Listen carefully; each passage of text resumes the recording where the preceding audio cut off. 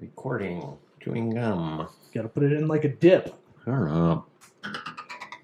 You don't want that nicotine gum to be slopping around. I'll do it all day. Well, nicotine gum is cool. Why don't you sponsor this podcast, you Sweden beautiful franchise, you? What? You Sweden Did you know franchise? Nicorette's from Sweden? I meant to say company, but I said franchise. Okay. Hey, did you know this is Sweat Equity Podcast? Yes. We're the number one comedy business podcast in the world. On this earth, in this universe. I already did the thing, though. I'm not gonna... Listen to us on iTunes, Apple Podcasts, Spotify, Google Play, Amazon Music, or Amazon Podcasts, whatever it is now. If you want to help the show out, here's some sponsors that are going to help you out. And away we go. Squarespace, your all-in-one website builder. Do whatever design you need, custom code, all-in-one, e-commerce. Get the link in this episode description. CallRail, you want to track all the calls on your website? Yes. You want to get all those calls recorded too? Yeah. To keep tabs on the grunts talking on the phone? Yeah. Well, hit up the link in our episode description and you can track all calls. Doesn't have to be on your website. It could be on other entities, your Google My Business, your Yelp, whatever it is. You can get a bunch of phone numbers and track them all. Bigly Sales, a CRM with marketing outreach with email, phone, dialer, and SMS marketing. And I got to tell you, pay as you go, 1 cent per SMS. That's insane. Go to our link in the episode description. Get that CRM with marketing outreach. And lastly, LinkedIn Premium. You want 2 months free? LinkedIn Premium? Yes. You want to be creeping on Ryan Reynolds? Is he creeping on you? He's creeping on me. Well, you can see all the views. I'm on his list. I'm coming for you, Ryan Reynolds. You can see it with the premium. Not in a malicious way, other than getting you off LinkedIn. That's another thing. All right. 2 months free. If no one gets that reference, listen to the last episode. 2 months free with the episode description. There's a link right in that little text. I got carried away. My bad. I know, but that's okay. Ryan Reynolds drives me nuts. Go back to Canada, dude. Let's get this party started. Hotty toddy. It's called Sweat Equity.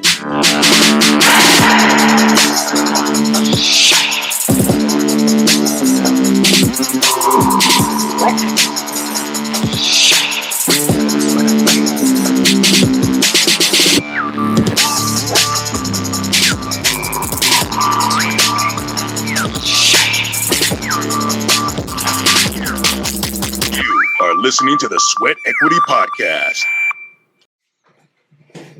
All right, Paul, you good? We're good. Yep, solid. Paul Epstein, why don't you give everybody that's listening or watching where to find you on social, where's websites, any calls to action? Absolutely. PaulEpsteinSpeaks.com is my website. That's the hub of all things. Most active on LinkedIn and Instagram. Instagram is at Paul Epstein Speaks. And while you're on my site, take your very own confidence quiz. Understand your confidence score 1 to 100. And that's where to find everything. Yeah, we both took it individually a while back. But I'll tease that before we get into the quiz and all things confidence. What advice would you give your 13-year-old self? Before you start to chase external things and listen to other people's advice on what they think you should do, first understand what lights you up, what brings you energy, what makes you feel alive, and then double down on that. So kind of a Simon Sinek kind of start with why-ish kind of area. Is that fair to say? Yeah. Basically, yes. We would call those values. And the earlier in life you can put your values in action, then that's how you can start winning. And the best way to find your values, ask the 5 people in the world that know you the best to describe you in one word. And then think of how you can bring that word to life and put it in action. You're girthy. I was going to say the same thing about you, dude. How do you leverage that? Well, I was going to ask what. I like that because other people are doing the work for you. Yeah. That's nice. Yeah, it's almost more embarrassing for them. Right. Oh, I hate to say it, but you're girthy. Yeah, I don't want a feedback card. I don't know. But I think part of that's getting over the ickiness, I'm guessing. But I want to ask, when you were younger, were you following things you didn't want to do or kind of rudderless? Tell us about your early years and why you would give yourself that advice. Yeah. Well, I think if we're being honest, most folks, I would say 95 to 100% of folks do live on other people's terms at a certain point. And I don't think that's necessarily a horrible thing in the sense of we're raised typically by parents, not always, but let's say there's a family component. There's teachers in our life. There's friends, and they're giving us advice, both good and bad. And so we have all this noise. And when we're younger, we don't know what to listen to versus what to ignore. We don't know what good advice is versus bad advice. So I, like any other human being, was just kind of going with what felt right at the time. But, we lack experience. And so we're going to make a lot of mistakes and fall down a lot. But I'll tell you that, kind of what I think we all lose sight of is we think so much, right? It's a very, in this world of head, heart, hands that I talk about a lot. If head is kind of what are you thinking? Heart is what's your truth? What are you feeling? And then hands are how you bring it to action. I think we live in a very head-heavy world. And I think what's lacking early is we're not really listening to our heart. A good buddy of mine speaks to schools all the time. He says, when I go to elementary schools, people are like, me, pick me. And they have all this zest and enthusiasm and no shame in terms of I'm going to say something stupid or whatever. And then junior high, they kind of get the alligator arms. Hey, I'm kind of raising my hand and maybe I want to ask you something, but I don't want to sound dumb in front of my friends. And then high school, they got their arms folded and they're like, what are you doing here? So he basically is dude, we squeeze the life out of kids, man. And if we could rediscover that 5-year-old, that 8-year-old, where you just didn't care what other people thought, that's kind of one of the bigger gaps that I think we all struggle with. I feel like we're getting there.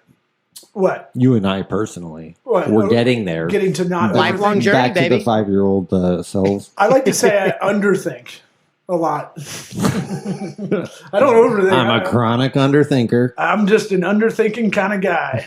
I can't make a decision because I don't even think about it. Because I don't even know what they are. It doesn't even exist half the time. I forget. You spent 15 years as a pro sports executive.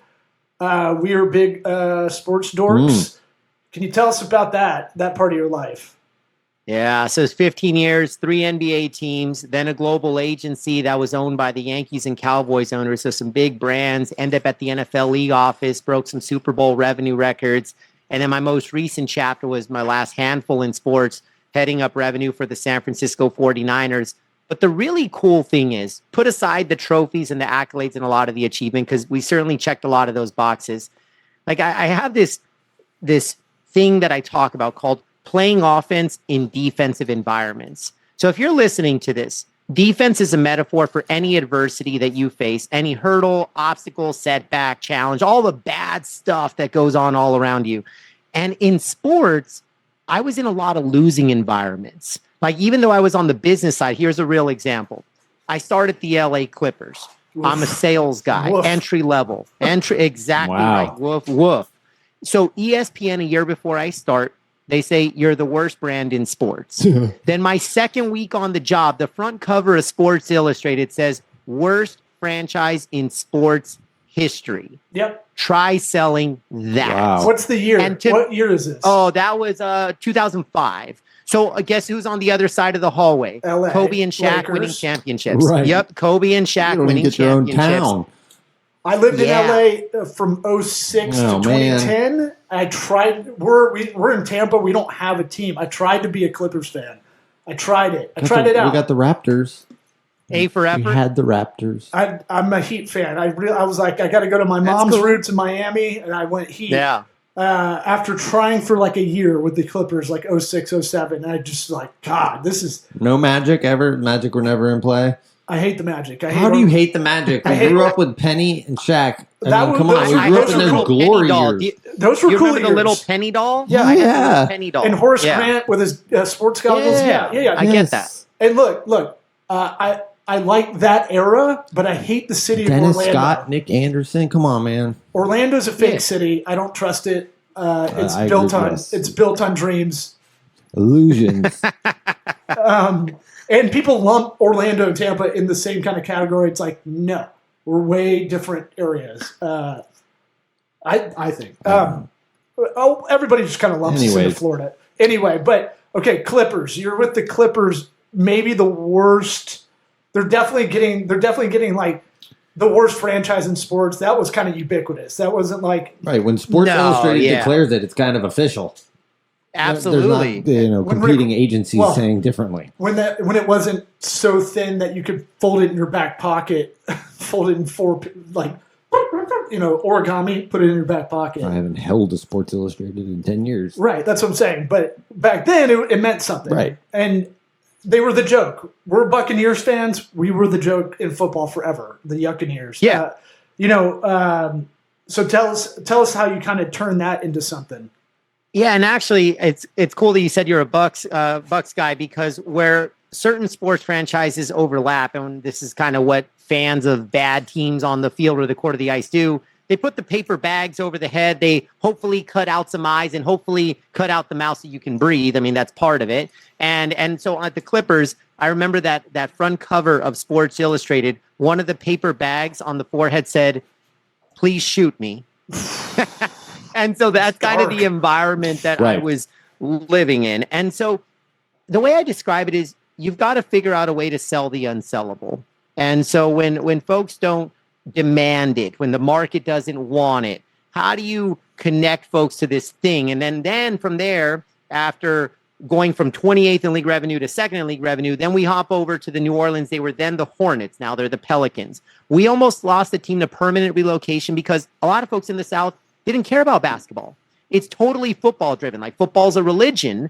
And so basketball was like, all right, no one's coming. It's not economically viable, so you might lose the team, and we have to save the franchise through this whole I'm In campaign. Then I go to the Sacramento Kings, and if you guys remember the Maloof brothers, and this was not the Maloofs when they were on top of the world in Vegas and Palms Hotel. This was kind of on that downfall. And so I'm heading up sales there. And then in the smallest market in the NBA, mind you, too. Oh, yeah. By far. I mean, it's by far. It's the scariest, one of the scariest cities I've ever been to in the country, too. Yeah. Okay. Yeah. It's gotten better, but it certainly had its years. And so, then we go through a labor lockout. And at the time, my job was to champion company culture. But how do you manage morale in a labor lockout when it feels like people's livelihoods are taken away? And then if I could even top all of those pit stops off, when I get to the Niners, 2 years into my tenure there, my team and I were facing 70,000 fans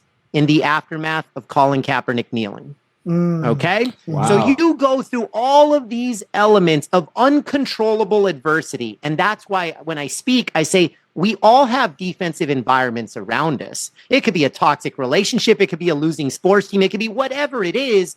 So how do you kind of rise above that? And that's really kind of where I've made my name, whether in the speaking business or beyond. I just feel like I walked through a lot of fires, and it was damn difficult in the moment, but now I'm really proud of it. Sounds like they brought you into these franchises to be the Winston Wolfe from Pulp Fiction, to come in and go, all right, get a pen and a pad out, drive up in an Acura NSX, Be there in 7 minutes. Those you just gave like some of the worst franchises. I can't imagine a more difficult journey. And I might have been the black cat, by the way, because a lot of these teams were winning before I got there, and they won after I left. Like the Niners were a prime example. They were like 3 NFC championships, Super Bowl, and then I show up, and then I left, and now we're good again. So anyways, I might have been the problem, but at least we generated a lot of revenue along the way. I think there's a lot more variables to you weren't in the thing. personnel department. No doubt. How many people know what a Clipper is? What is a Clipper? It's a do you know the backstory of that? San Diego planes? Yeah, the sailboat, right? They were once in San Diego, so the Clipper sailboat, and so when they moved to LA, they didn't change the name. I mean, LA has got some. The Lakers are the same thing. That's just stupid. Right, the Lakers. Yeah, sure. Minneapolis Lakes. Yeah, it's up there with Utah Jazz. It's one of the worst. You're saying no the jazz less clubs? jazziest state I can think of. Yeah, We'll put them in Utah. It'll be hilarious. The least cool big city where they, like 10 years ago, had the things on the bottles of liquor so you couldn't have a heavy hand. You have to have one shot with a liquor drink. Geez. Like that kind of stuff. The unjazziest place I've ever been. Mm-hmm. Well, that's really interesting that you're coming into these situations with confidence in yourself. You know, I wanted to add, we took the quiz. Mm-hmm. We do have one small question that irked us. So Please. I took it and I'm pretty sure, I think I took a screenshot of it. I got an 81, but my email says I got an 80. I don't remember there being a difference for me. I don't know. It irked you. I'm different. But I mean, we both got emails that said 80. Actually, now that I think about it, it's curious that you're like, I swear I got an 81.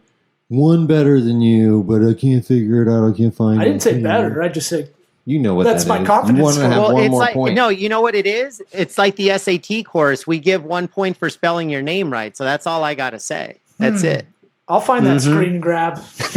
I mean, my shit's on autofill. I'm not going to be missing that one. So I forget how many questions this quiz is. We love these business-related psychology tests or exams, or we like doing these occasionally. It kind of tells you who you are in a way. Yeah.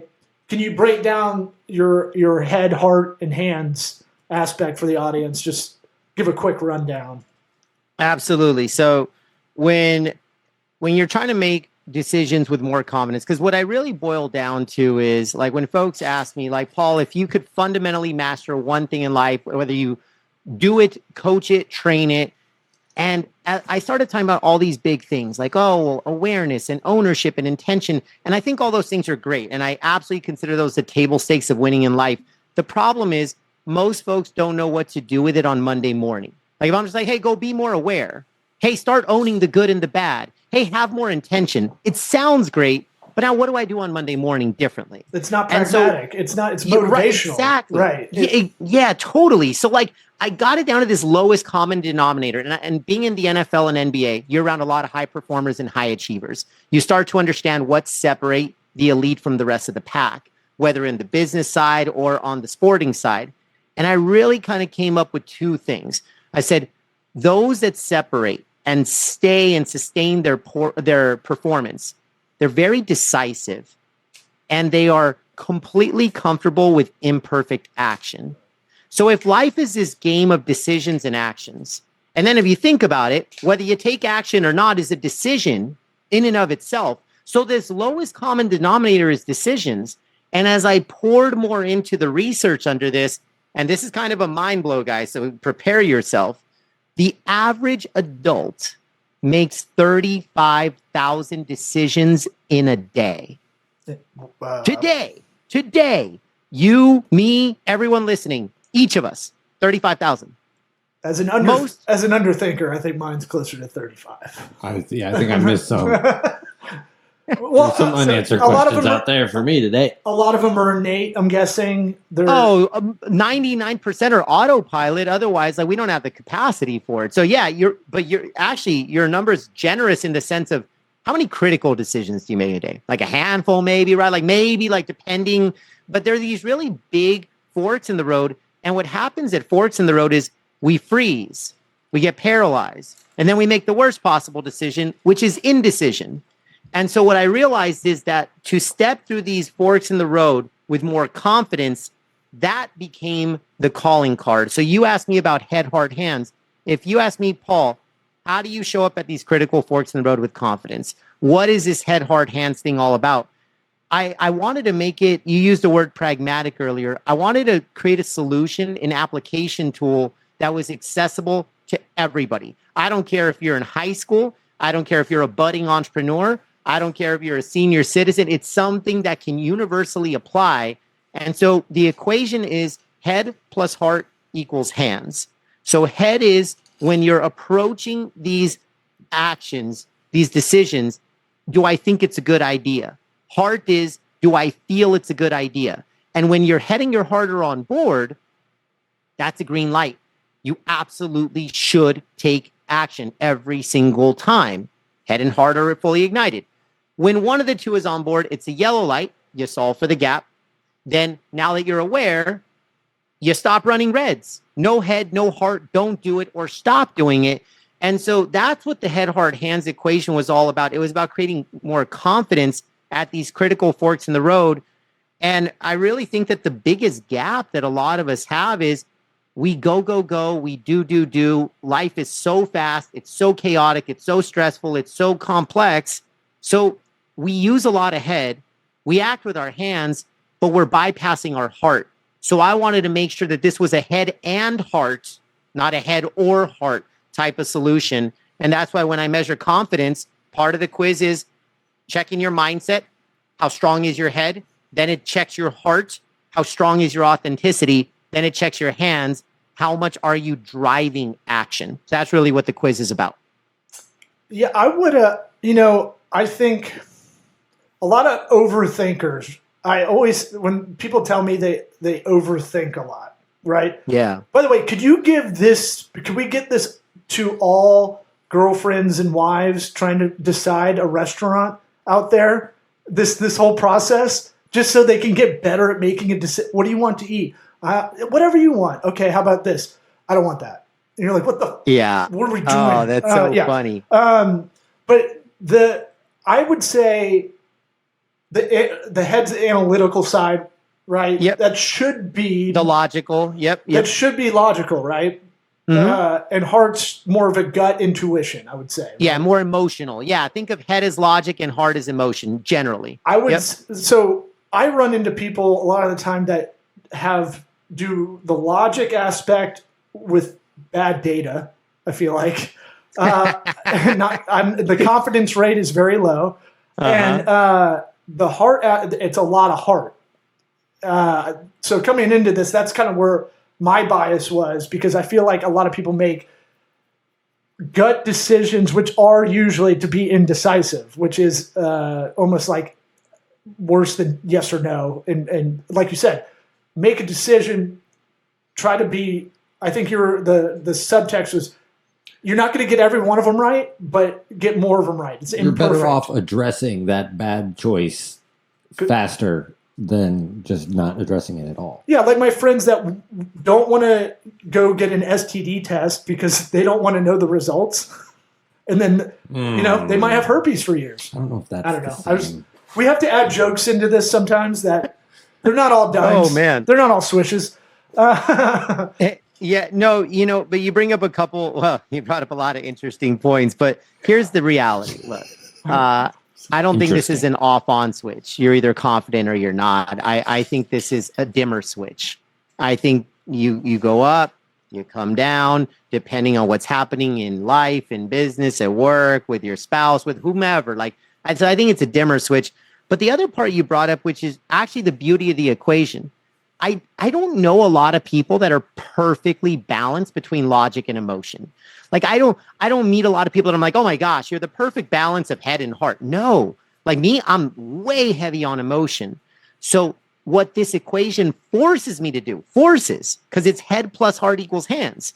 I'm forced to check in with my head, even though that's not my natural style. And then for the opposite person that's just thinking and maybe overanalyzing, I'm like, dude, you gotta check in with your heart. This is not a head or heart. It's a head plus heart. So that's how, when I've seen a lot of success with people using it, is because it unexposes your blind spots.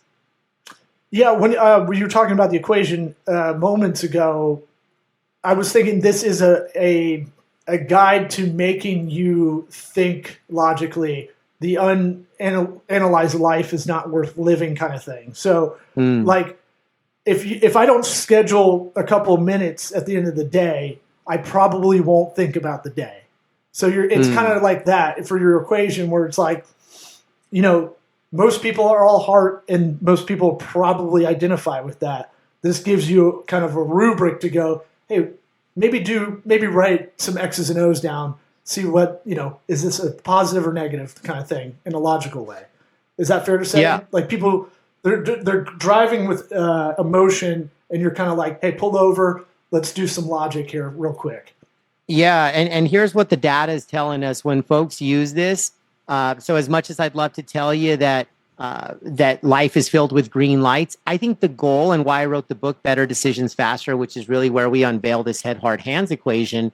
The goal of writing the book was, now that you're aware of what a green light is, head plus heart equals hands, like head and heart are on board, attract more, seize more, attack more, fill your life with as many green light relationships as you can, get the green light job, build a green light business, like whatever that is, more green.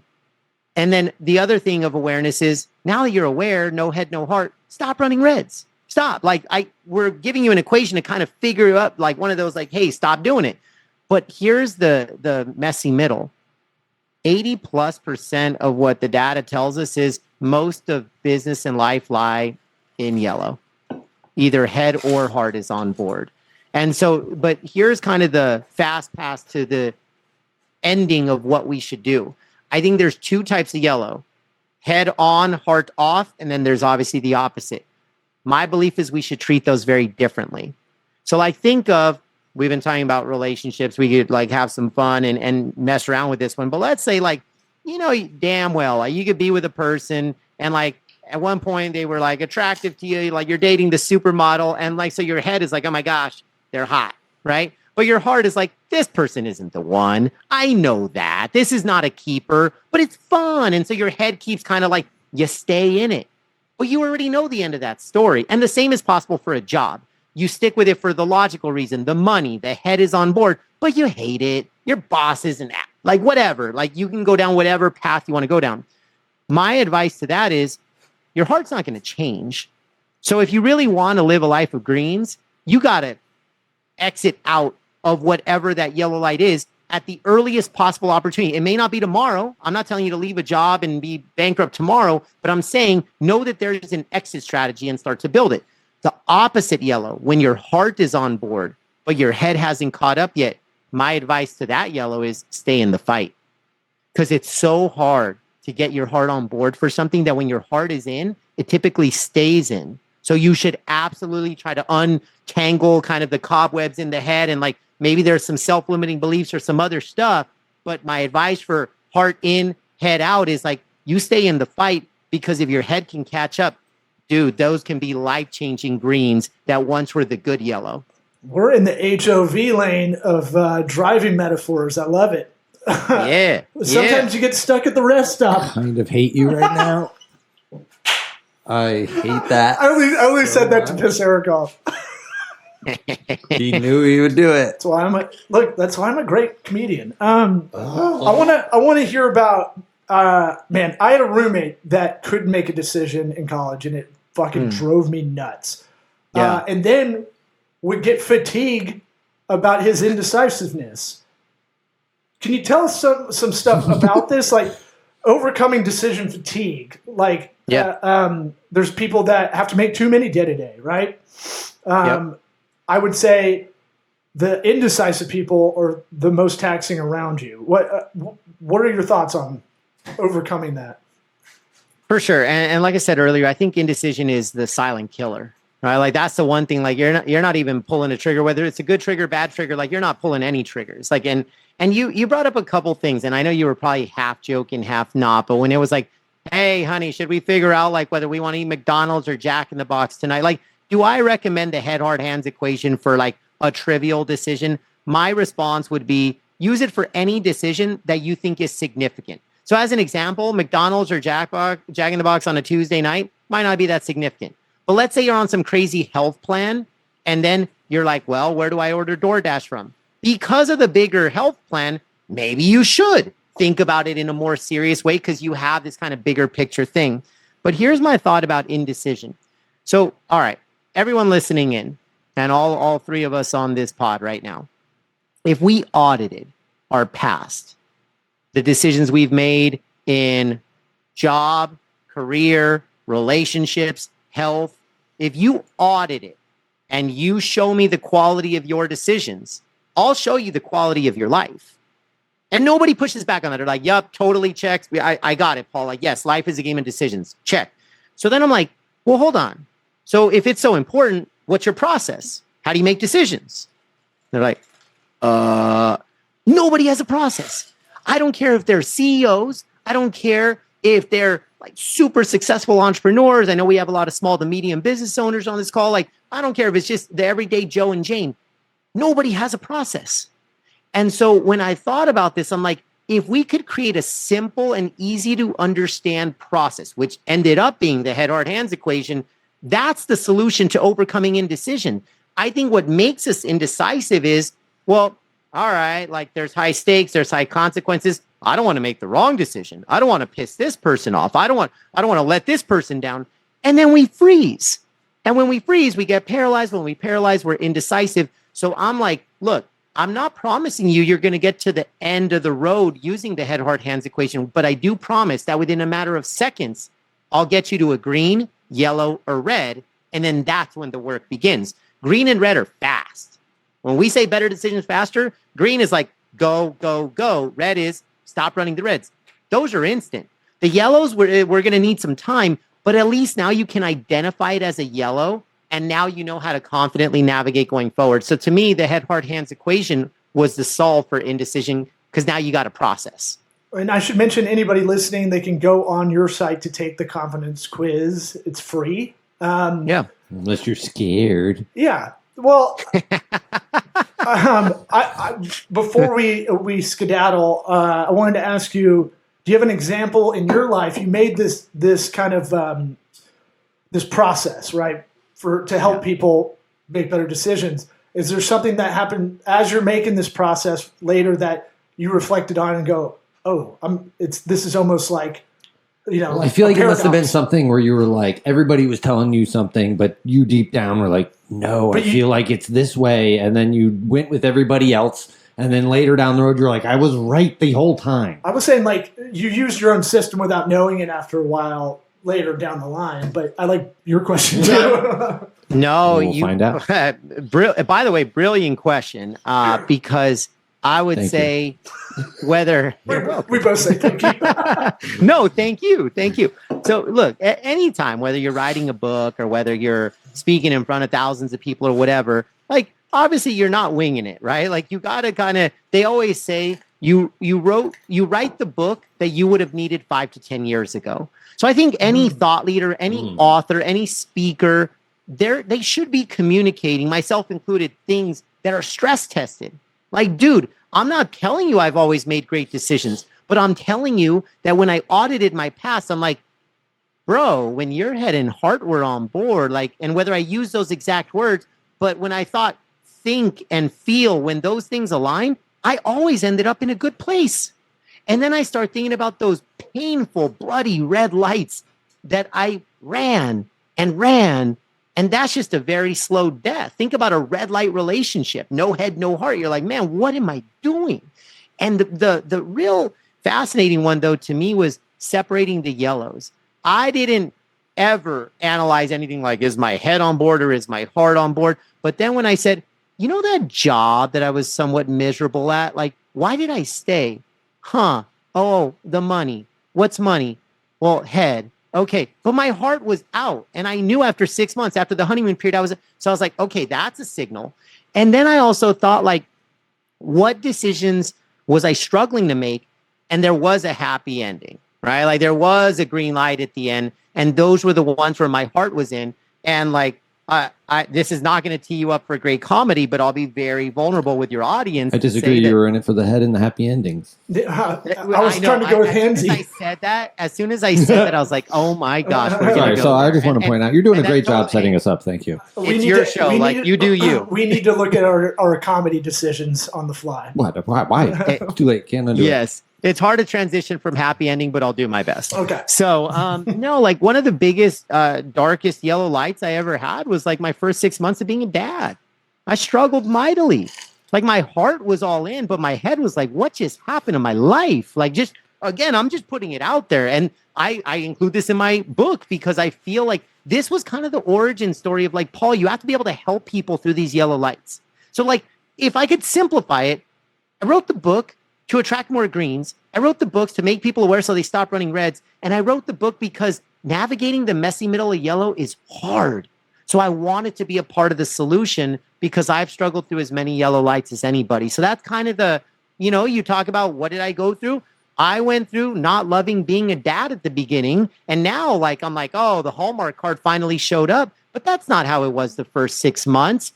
And I just realized, oh my gosh, this is a yellow light that I got to fight through. And if I could help people fight through their good yellow lights, man, that's a beautiful life to live. Well, I tell my friends that have kids, that first 6 months, you're a glorified butler. You're an assistant in the house. Oh, yeah. That baby's all about mom. So oh yeah, all you can do is do everything else you can. Yeah. Do we need anything? Yeah.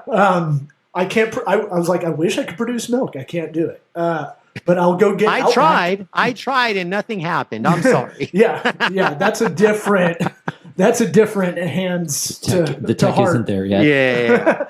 All right. Yes. Well, Paul, appreciate you coming on. We'll have to have you back on at some point. But a lot of stuff there, and everybody should kind of use that system you have. It's a pretty good system to memorize.